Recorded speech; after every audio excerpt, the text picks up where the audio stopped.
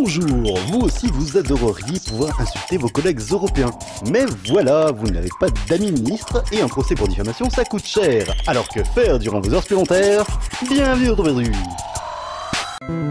Zelda, j'aime bien. Bon d'accord, je n'ai joué qu'aux versions Super NES et Game Boy, mais j'aime bien. Le seul défaut c'est que quand même c'est souvent la même chose. La princesse elle se fait enlever, le héros doit partir la sauver. Alors du coup, avec Heroes Arms, je suis comblé. En effet, cette dernière production des Québécois de Berserk Studio est une réussite. Tout d'abord, retrouver ce bon vieux gameplay 2D est un plaisir. Ensuite, même si parfois les niveaux peuvent sembler un peu vides, il faut bien avouer que la réalisation est tout à fait correcte. Puis, avoir la possibilité de jouer en français, ça change un peu. Et enfin, pour une fois, pas de princesse à l'horizon. Non, pas de princesse.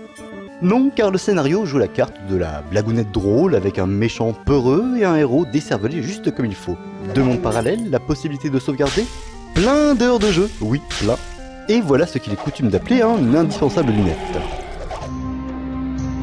Les RTS, j'aime bien. J'ai d'ailleurs passé énormément de temps sur le génialissime Cossacks en son temps. Mais des RTS sur le net, il n'y en a pas des masses. Par contre, des jeux de défense-gestion, il y en a un paxon. Prenons par exemple The Great Siege. Vous devez tout d'abord construire votre ville, une mine par-ci, un marché par-là, le but étant bien sûr de s'assurer qu'après chaque tour, vous aurez suffisamment de ressources pour continuer à développer votre bourgade. Une fois vos emplettes terminées, vous passez en phase combat. Là, pour vous défendre, vous utiliserez principalement une catapulte. Vous pourrez aussi engager des soldats qui pourront au choix attaquer ou creuser des pièges pour retenir les hordes adverses. Ensuite, comme prévu, après chaque vague d'assaut, vous continuerez de développer votre village et vos défenses. Sympathique, pas extraordinaire puisque très répétitif, The Great Siege saura quand même vous occuper un très long moment. Les jeux idiots, j'aime bien. Le seul défaut c'est que parfois je n'y comprends pas grand chose. Eh bien, Kisma, c'est exactement ça. Dans ce jeu japonais conceptuel, vous devez faire des chou. Et des chou, ça veut dire des bisous. Alors vous dirigez une tête qui doit embrasser toutes les autres têtes en espérant faire un maximum de points en un temps limité.